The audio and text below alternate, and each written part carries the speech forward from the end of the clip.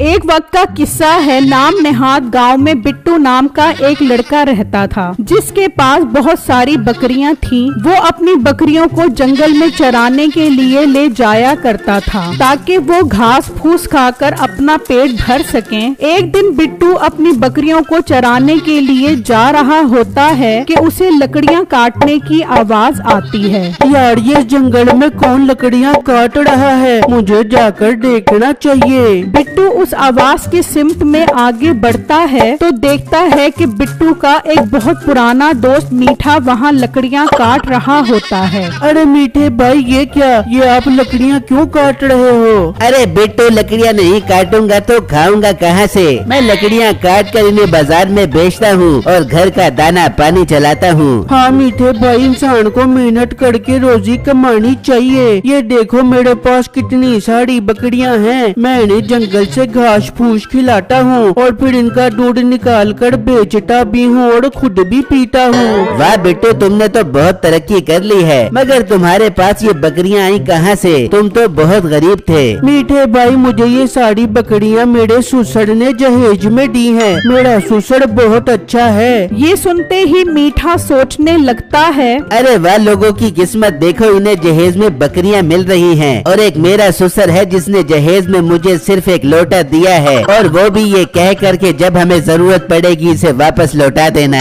अच्छा मीठे भाई, मुझे देर हो रही है, मैं अब चलता हूँ। ये कहकर बिट्टू वहाँ से चला जाता है और मीठा लकड़ियाँ उठाकर गुस्से में घर वापस आ जाता है। अरे क्या हुआ मीठे, तेरा मुंह क्यों इतना सूजा हुआ है? बेगम, आज जंगल में मुझे मेरा पुराना दोस्त मिला। मैं तो देखकर हैरान रह गया कि उसके पास बहुत सारी बकरियां थी जो उसे उसके ससुर ने जहेज में दी थी, और मुझे जहेज में क्या मिला? मीठे, तेरे ससुर ने तुझे जहेज में लोटा तो दिए, अब क्या वो तुझे खोता भी दे देता?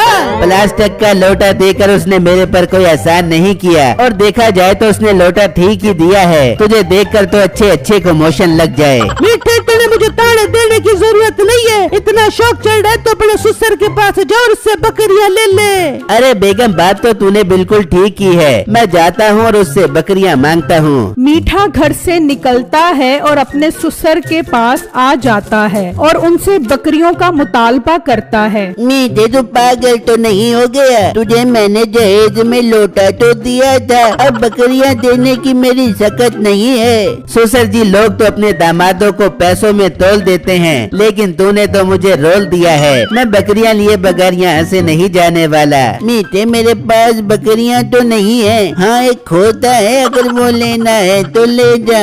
मीठा इसी बात को गनीमत जानता है और वो खोता ही ले जाता है। कोई बात नहीं, भागते चोर की लंगोटी ही सही। इस गरीब ससुर से बकरियां कहाँ से मिलनी थी? कम से कम इस गधे पर लकड़ियां लाद कर अपना काम आसान करूँगा। मीठा वो गधा लेकर घर पहुँच जाता है। ये क्या मीठे, तू तो बकरियां लेने गया था, खोता ले क्या गया? तेरे बाप के पास बकरियां तो थी नहीं, और ना ही मुझे उम्मीद थी उससे बकरियां मिलने की, इसलिए मैं गधा ही ले आया। अब इस पर लकड़ियां लाद कर बेचूंगा। नहीं बर्दाश्त हुआ तेरे से। मेरे बाप के पास खोता, उसका खोता ले आया और उसे तन्हा छोड़ाया। खैर, जब अगला दिन होता है तो मीठा उस गधे के साथ जंगल की तरफ निकल जाता है और लकड़ियां उस गधे पर लादना शुरू कर देता है। वो उस पर इतना वजन लाद देता है कि वो उठा नहीं पाता और गिर जाता है। चल चल उठ, इतना तो तेरे ऊपर वजन नहीं डाला जितनी जोर से तू गिरा है। मालिक, मेरे ऊपर इतना बोझ मत डालो, मेरी हड्डियाँ बहुत कमजोर हैं, मैं इतना बोझ नहीं उठा सकता।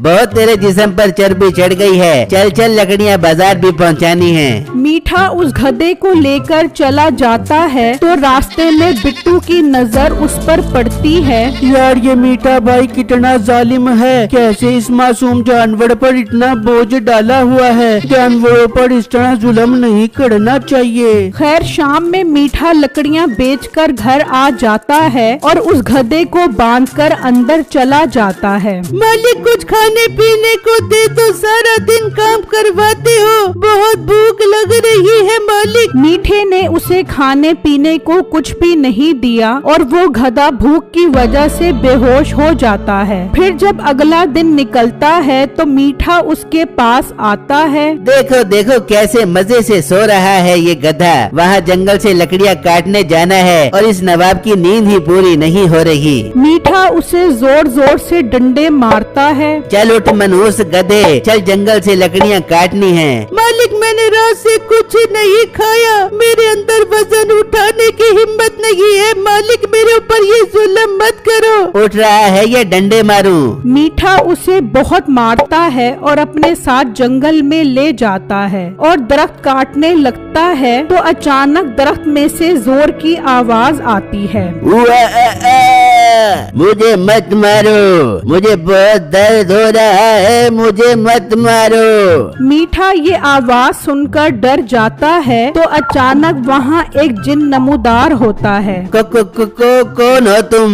मैं इस दरख्त का जिन हूँ, तुम इस पर कुल्हाड़ी चला रहे थे तो मुझे बहुत दर्द हो रहा था, तुम इस दरख्त पर कुल्हाड़ी मत चलाओ। मैं अगर इस दरख्त पर कुल्हाड़ी नहीं चलाऊंगा तो खाऊंगा कहाँ से? मैं तो दरख्त पर कुल्हाड़ी चलाऊंगा। नहीं तुम ऐसा मत करो, अगर तुम इस दरख्त को नहीं काटोगे तो मैं तुम्हारी 3 ख्वाहिशें पूरी करूंगा। मीठा ये सुनकर खुश हो जाता है। अरे वाह जिन बाबू, ये हुई ना बात, अब मैं कुछ नहीं कहूँगा, बस मेरी 3 ख्वाहिशें जल्दी से पूरी कर दो। ठीक है बताओ तुम्हारी पहली ख्वाहिश क्या है? जिन बाबू मेरा पूरा घर सोने का बना दो, ये मेरी पहली ख्वाहिश है। ठीक है तुम्हारी पहली ख्वाहिश पूरी हुई, जब तुम घर जाओगे तो तुम्हारा घर सोने का बन चुका होगा। अब दूसरी ख्वाहिश बताओ। जिन बाबू मैं जो कहूँ वो सच हो जाए, ये मेरी दूसरी ख्वाहिश है। ठीक है तुम्हारी ये ख्वाहिश भी पूरी हुई, मगर तुम एक ख्वाहिश ही कर सकोगे और वो पूरी हो जाएगी। अब तीसरी ख्वाहिश बताओ। जिन बाबू इतनी भी क्या जल्दी है, तीसरी ख्वाहिश भी बता दूंगा, अब तो अपना मिलना जुलना लगा ही रहेगा। ये कहकर मीठा अपने घर की तरफ निकल जाता है और जब घर पहुंचता है तो देखकर हैरान रह जाता है कि पूरा घर सोने का हो चुका था। वो घर के अंदर जाता है तो वहाँ भी हर चीज सोने की होती है। फिर अचानक उसकी नजर अपनी बीवी पर पड़ती है। वो घबरा जाता है कि वो भी सोने की बन चुकी थी। हाय ये क्या गजब हो गया, ये तो मेरी बीवी सोने की बन गई। काश मैं अंधा हो जाता, कम से कम मुझे ये देखना तो ना पड़ता। तभी मीठे की दूसरी ख्वाहिश पूरी हो जाती है और उसकी आंखें चली जाती हैं। हाय ये मुझे नजर क्यों नहीं आ रहा, ये मेरी आंखों की रोशनी चली गई। मालिक और करो उल्टी उल्टी ख्वाहिशें, आपने खुद ही कहा था मैं जो कहूँ सच हो जाए, अब कर लो मजे। गधे मेरे प्यारे दोस्त, मुझे ये जिंदगी नहीं चाहिए, मैं पहले जैसा होना चाहता हूँ, तू मेरी मदद कर। मालिक आप जंगल चलो, आपकी आखिरी ख्वाहिश बाकी रहती है, अपनी गलती से तौबा करो और उस जिन से कहो कि मेरी तीसरी ख्वाहिश है कि सब कुछ पहले जैसा हो जाए। मगर मुझे नजर तो आ ही नहीं रहा, मैं जंगल कैसे जाऊंगा? मैं हूँ ना मालिक, जहाँ मैं इतनी लकड़ियाँ उठाता हूँ वहाँ आपका वजन भी उठा लूंगा, आप मुझ पर सवार हो जाओ, हम जंगल चलते हैं। ठीक है मेरे दोस्त, मुझे जंगल ले चल। फिर मीठा गधे पर सवार होकर उस जंगल में आ जाता है और जिन को आवाज देता है। जिन बाबू कहाँ हो, जल्दी आओ और मेरी तीसरी ख्वाहिश पूरी करो। तभी जिन वहाँ आ जाता है। बताओ तुम्हारी तीसरी ख्वाहिश क्या है और ये तुम्हारी आंखों को क्या हो गया है? मीठा उसे सारी बात बताता है, जिसे सुनकर जिन कहता है, इसमें मेरा कोई कसूर नहीं है, ये तुम्हारी ख्वाहिश थी इसलिए पूरी हो गई। जिन बाबू मुझे ऐसा कुछ नहीं चाहिए, आंखें हैं तो सब कुछ है, जब मैं देख ही नहीं सकूंगा तो मैंने सोने चांदी का क्या करना। मेरी तीसरी ख्वाहिश है कि मेरी आंखें वापस आ जाएं और सब कुछ पहले जैसा हो जाए। ठीक है, तुम्हारी ये ख्वाहिश पूरी हुई। फिर अचानक मीठे की आंखें वापस आ जाती हैं। मीठा बहुत खुश हो जाता है और वापस घर आ जाता है तो देखता है कि उसका घर पहले जैसा हो चुका था और उसकी बीवी भी सही सलामत खड़ी थी। मीठे भी थोड़ी देर पहले पता नहीं मुझे क्या हो गया था, मैं तो लकड़ की बांदरी बन गई थी। अरे बेगम, तो इस बात को जाने दे। अब से मैं तौबा करता हूँ, मैं मेहनत करके हक हलाल की रोजी कमाऊंगा और अपने इस गधे का बहुत ख्याल रखूंगा। इसने मुश्किल वक्त में मेरा बहुत साथ दिया है। फिर मीठा आधी लकड़ियाँ खुद उठाता है और आधी गधे पर लादता है। अरे वाह, लगता है मीठे भाई को अपनी गलती का एहसास हो गया है, तभी तो गड्ढे पर इतना वजन नहीं डाल रहे। मीठा अब गधे की खूब खिदमत करने लग गया था और सब हंसी खुशी रहने लग गए थे।